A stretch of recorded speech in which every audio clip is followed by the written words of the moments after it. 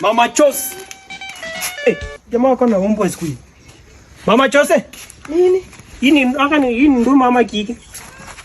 Uko nataka tufanye aje? Hii familia yenu mnakuanga mmekasirika 24/7. Na wewe unakuja ni mapema na unakuja kushikashika umbwa yangu. Baba alikuwa amenituma nikuja mnisaidie kwa wheelbarrow twende tusombea masamadi tukipeleka kwa manana. Wheelbarrow hata iko na panja saa hii. Wheelbarrow iko na panja. Baba umesikia? Enda ambia baba yako wheelbarrow siko kwa hardware aende anunue. Mimi nilinunua kwa hardware. Yangu inapumzika. Sasa wheelbarrow inapumzikaje kwani ni binadamu? Kwani yenu? Wheelbarrow inapumzika kwani ni binadamu Mama Chose? Na wewe tabia yako na baba yako iko sema. Kwa nini msinunue wheelbarrow? Nifikiria utakuwa mkubwa uache kuwa na tabia kama ya baba yako. Mimi kushinda kusema tu kweli sidhani kama tabia yangu na babangu nisema. Nimemshinda hako kidogo. Anyway, mbona unasema tabia yake na yangu nisema? Baba yako alisoma naye form 6 hakuwa na maadili. Baba yako alikuwa anaandikia wasichana 10 kwa siku barua. Wasichana sema? Yes.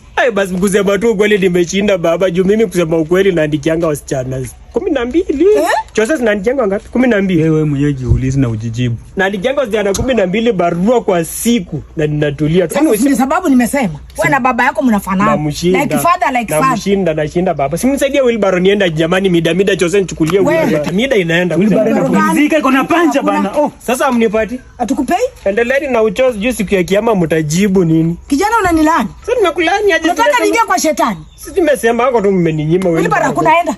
Wacha kuleta laana kwa hapa kwangu. Toka, nionyeshe mgongo. Acha niende. Ndio muuze shamba mnunue wheelbarrow. Kwa heshima. Chose, patie vitu zangu niende. Wewe tu.